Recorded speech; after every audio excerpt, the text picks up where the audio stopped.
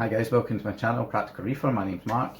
Now I'm just doing a tank update. The next scheduled video is week 10, which is going to be the all-inclusive list of everything that I'm putting into this kit, or my planned build. But I'm just going to do a little update on the tank first, because quite a few little things going on. So firstly, the two clownfish that I've got, I've had them about 2 weeks now. They're doing great, nice and healthy. Spent a couple of days trying to get them to eat, however it turns out that they were busy massacring my copepods that I'd put in, so they were quite fat and happy for a few days and just ignoring the pellets I was putting in. However, after that and every day since, they are absolutely straight at the food as soon as I got to feed them every morning. I just feed them once a day at the moment, which I think is more than enough. I've seen reef builders, I think it was Jake, you know, he did a low maintenance tank and he was maybe feeding them a couple of times a week, and they were healthy and they were growing. So once a day I think is enough, and I do keep feeding them until they're pretty much full. So they get a good feed every day. On the copepods, I thought I'd kind of lost a lot of them, but I knew that there was no way they were going to eat them all. However, now I've got the lights on and I gave the front glass a bit of a clean. I've not used an algae scraper yet on the glass at all, and I think the tank's been up for 4 or 5 weeks now, and there was 2 or 3 weeks with the rock cycling before that. I can easily see copepods on the glass. I've seen a few on the rock work, and there are some free swimming as well. They're just not as big. So all of the bigger ones got absolutely decimated by the clownfish, but there's still plenty of copepods in there, and they're doing away quite happily. Other big thing is my ATO. Now that was filled up on Monday afternoon, and we're now on Thursday afternoon, and I reckon I've still easily got a day left in that. So that 1.5 litre Evian bottle ATO, quite happily get 4 days out of that. So if you're going away for a long weekend, absolutely fantastic. And my thoughts is, if I was going away a little bit longer, to overfill the tank by maybe 500 ml of water is not going to change your salinity by much, if anything. So you'll get that little bit more out of it there, or you know, someone can come in, or you could use a second ATO and you'd easily get a week.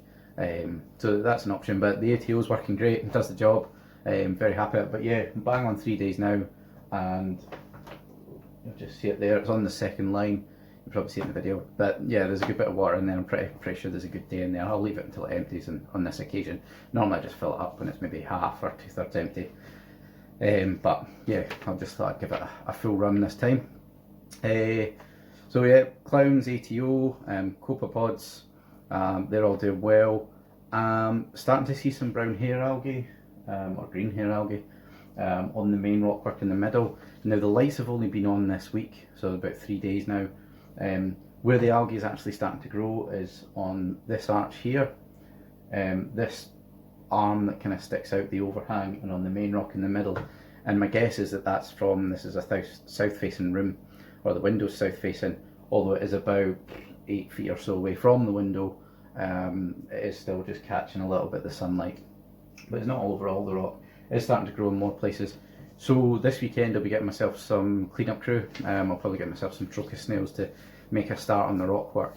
I'm also going to try and order some macroalgae, which was always the plan, to go on a few sort of separate parts of the rock work. So this rock here is loose, so is this one, and there's one at the bottom here, which basically I can lift those out and trim off the macroalgae. In the display tank, kind of, or ideal for display tank macroalgae. I'm not going to get Cheeto and just have it absolutely cover my tank. There are macroalgae that are quite good for display, so they're not overly fast growing and they're not invasive, and they won't end up everywhere. So that's the plan, and the plan is for that to maybe battle out just a little bit with my my ugly stage. We'll see how that works. Generally I meant to put in macros a little bit after the ugly stage, but for a few, you know, 15 quid, I'll give it a try. We'll see. So yeah, that's what's that. My clowns are all good. ATO's doing its job. Copepods are still there, hanging in, and obviously we're starting to get into the ugly stage. And today, in the next few hours, my first corals will be arriving from mail order corals. Now I'd made the mistake, I'd ordered them. They're very local to me, about 20 minutes, half an hour away. However, the collection times are maybe between 2:30 and 5 o'clock Monday to Friday, which doesn't quite suit me for collecting when I'm working. I could have taken a long lunch, but it would have been a bit of a rush, and I just thought I'll just get them to ship them to me. However, the plan was to just buy a bit of GSP as a test, but due to the cost of shipping, I decided to add on a little frag of like 8 polyps of, I think, sherbet mix zoanthids. So I'm getting 2 corals instead of 1. And that'll be good then, because when I then start to go buy more zoas, because I do plan to buy a lot of zoas, I've at least got 1 in there as a test piece as well. So I'd struggle to go out and buy 1 zoa, which I've managed to do this time, but if I'm going to go out and start adding corals, and I know that my corals are going to grow, I'll be like a kid in a sweet shop, and I'll probably end up buying half a dozen zoas at a time at least. So at least if I've got 1 in there and it's growing and it's healthy and it's happy, I know that if I buy more, it should be the same. I know not all zoas are equal, but we'll see how we go. So everyone, my corals now just arrived. Very quick delivery. I've got messages obviously saying what time it's going to arrive and things. And it was shipped yesterday, so it's been in this box pretty sure just shy of 24 hours. We're just coming up from midday now. So what I'm going to do, I'm going to take it out of the box just to let you see it. I'm going to float it for 20 minutes and then we'll come back and we'll do the acclimation. What I'll just say while I'm doing that, you might have noticed is that I've got the front of the canopy there open. There is actually a canopy with there is a front panel to the canopy. So I just took that off to allow you to see the ATO, and I'm going to be in and out the tank. So there is the lid there, so it keeps the clowns in. I've never seen them try to jump, but obviously I've got the lid there anyway. The canopy's more just to sort of hide the lights and some of the kit, so I won't see the ATO and the hang on backs and things when I'm day to day. So this is mail order corals. They're based in Rosyth and Fife. So if I've got any time off, like I've got time off from work, then I'll order and just go and collect myself. But so it comes in a very nice polystyrene box, which I'm sure I'll be using in future if I go further afield to collect my own corals, which is handy. Nice little recessed lid, so that sits in perfectly.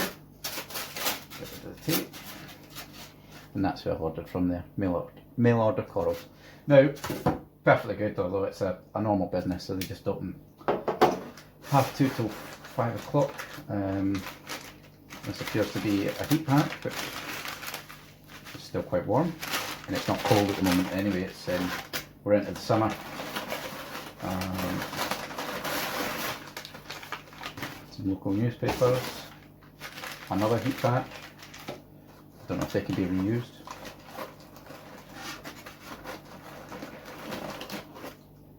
And there looks to be my flags, both of them. Bit cool feeling, but not cold. There's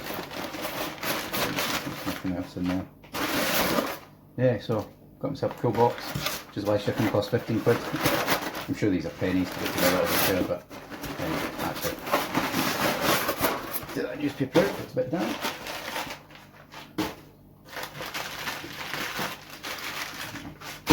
I doubt those heat packs can be really quick. So yeah, I've got myself a travel box if I ever go collecting corals myself. I'll get these 2 little bags floated in. I'll let you have a look just now. Pretty much double bagged as well, I don't know if you can see that. So it's in a bag, and then in another bag which is heat sealed. That looks to be my zoas.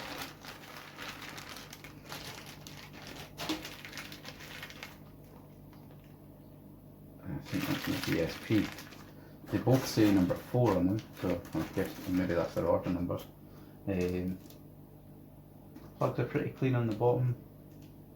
Some detritus in there. Oh, what's that?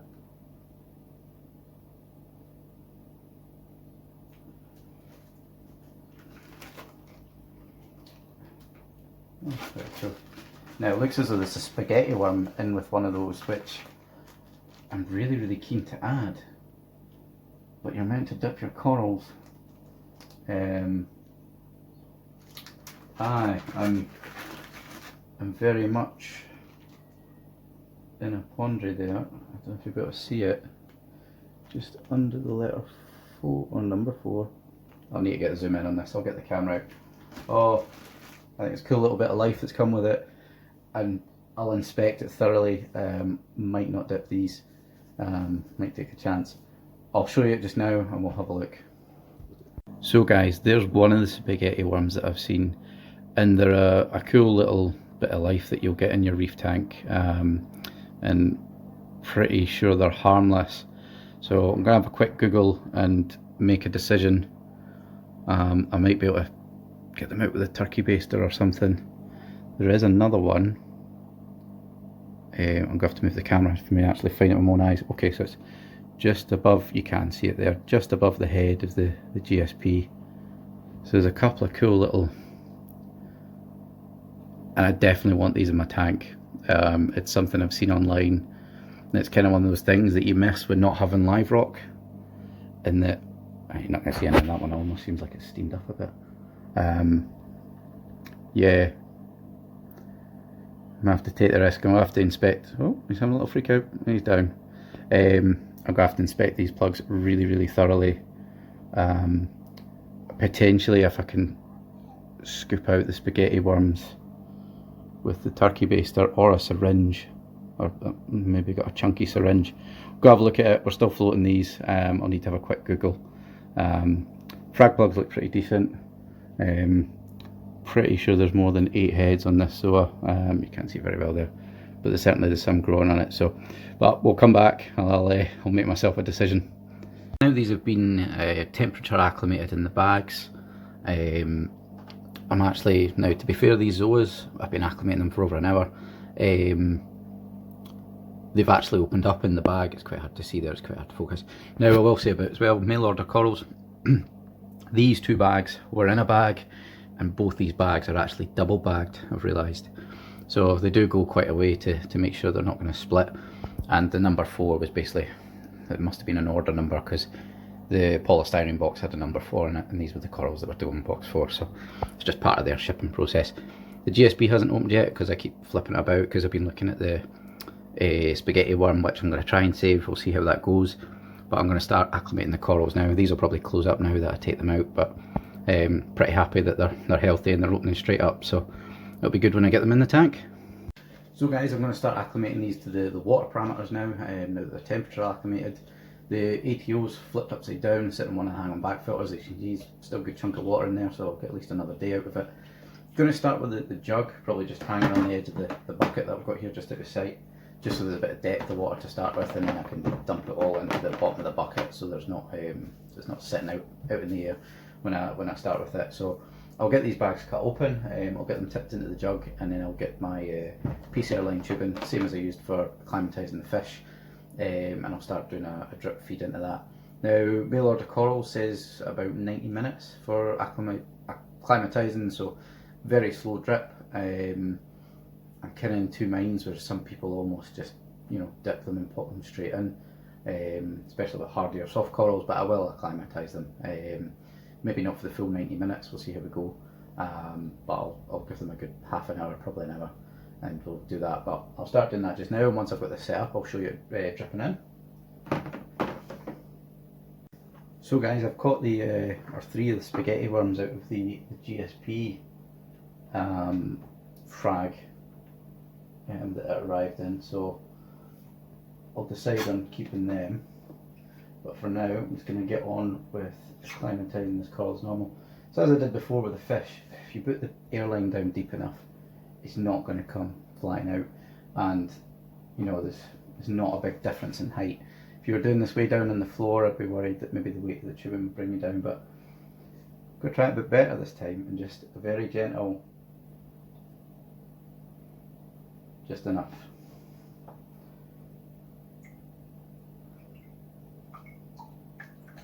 So I'll let that start dripping in. That's a bit too quick at the moment, but it's not going to be anything wild.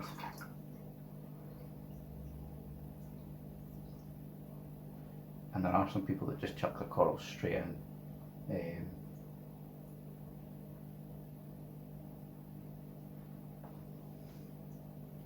Now, colour trips maybe a bit too fast for what the recommendation was.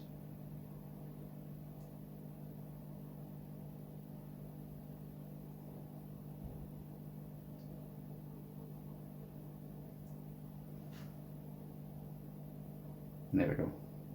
Good little drip going in there. So I'm going to pop this jug in the bottom of the bucket. I'm not going to leave it sitting up high there because I'll probably end up trying to cope over. Yeah, I'm just going to pop that in. I'll lower the jug a bit further, and I'm going to sit 3 foot that way and get on with my work, and I'll leave that for a good wee while.